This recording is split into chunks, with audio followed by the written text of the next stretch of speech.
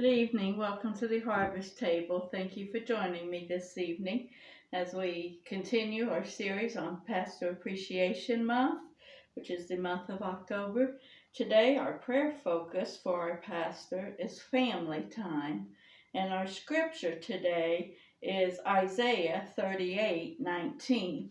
Now, if you if you listened to my commentary earlier today, I did on the other video encourage you to read the entire chapter of Isaiah 38 because it talks about Hezekiah and how the prophet Isaiah sought the Lord's intercession for the Lord to intervene, and he did. God answered Isaiah's prayer. God answered Hezekiah's prayer and added 15 years to his life.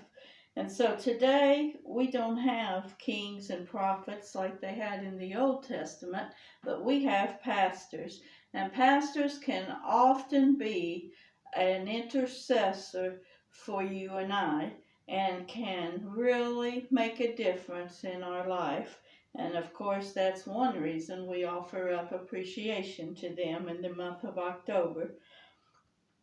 But in this case, Hezekiah, as he was pleading for his life, said, the living, he shall praise thee, as I do this day. The father to the children shall make known thy truth. And so that's why our focus is family time. Pray for the pastors that have children, that they will pass on to the children the reason for their faith, the reason for their devotion in the service of God. Because many times it's easy for a pastor to serve and leave his family behind, because he often answers calls in the midnight hour and leaves his family and goes to minister to someone else's family that's a member of his congregation. Or he will leave his family and go do activities with the church family, and sometimes the children feel left out. And oftentimes, if you talk to pastors' kids as teenagers, they don't always have a lot of positives to say about their father being in the ministry, because it really affects the family and time they spend together. So today's focus: pray for your pastor and his family, especially if he has children. Of course, in our case, our pastor does not have children. It's him and his wife, and we most certainly lift both of them up in prayer, that God will honor their marriage and teach them how to honor one another and how to make time for each other, because everything can't be about the church. Your marriage is important, your family is important, and God certainly wants us to do as Isaiah says here. Actually, Hezekiah speaking, and said he will make known the truths of God to the children, to the next generation. Teach them about God. Are we doing that today? I pray we are.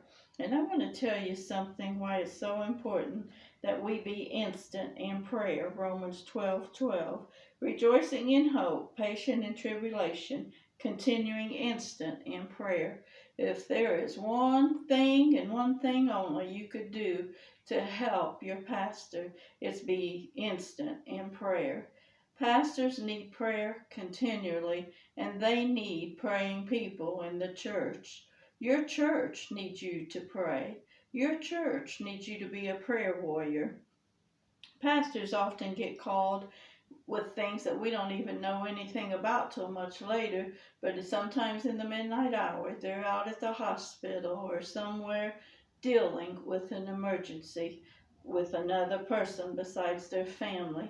And those situations are not always easy. I want to tell you real briefly, people that have sat in my class before in the ladies group have heard me share this story, but I just felt to share it with this encouragement to pray for your pastor. This story happened 20 some years ago at least, probably longer. I think it was much longer than that, but I'm tired and I'm not thinking too clearly, but at least 20 years ago and probably much more. In the church, there was a young girl that was a member of the praise team, played a musical instrument as part of the praise and worship team. And I believe she was a freshman in high school. And two boys in her high school, one was a senior and I believe the other one was a junior. But those two boys talked her into sneaking out of her house at night and meeting them. And she did. And when she met those boys, she had no idea that it would cost her her life, but it did. And for days, the girl was missing, and the parents, the church was right around the corner from my main church where the girl attended, and the pastor was close friends with our pastor, and we had fellowshiped with that congregation quite a few times.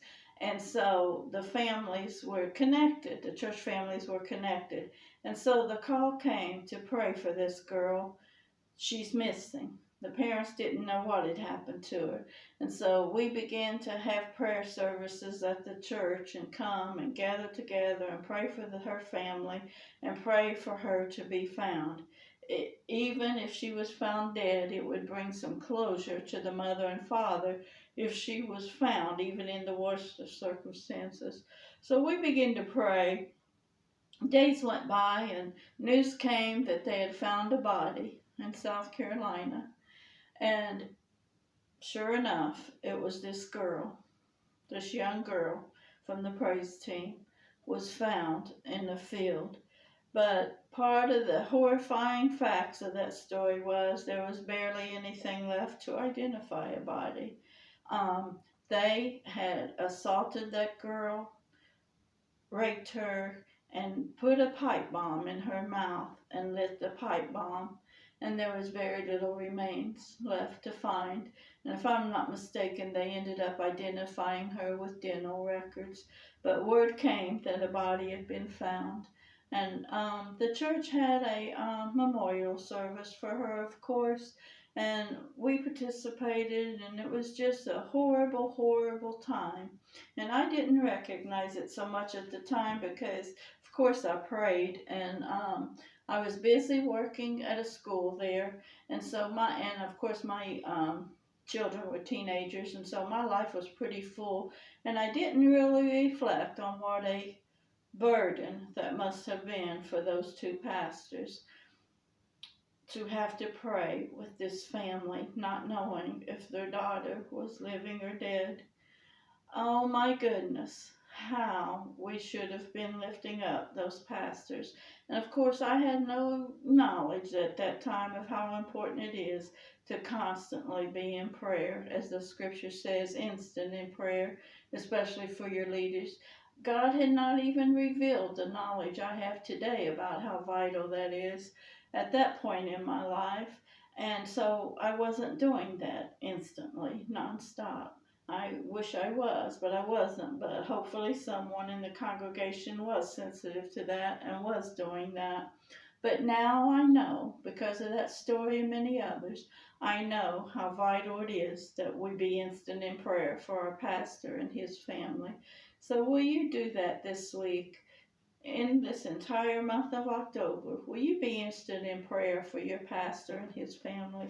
Will you pray not only that God will let them have quality time together as a family, but pray that the pastor will be fully equipped no matter what kind of call comes in, whether it's day, night, anywhere in between, that he will be fully connected to God and allow God to strengthen him, to empower him as he answers the call. And he never knows what the call is going to include on any given day, but he has taken a vow that he has given God that he will be a humble servant, that he will serve in a congregation as a pastor and watch over the flock God entrusts to his care.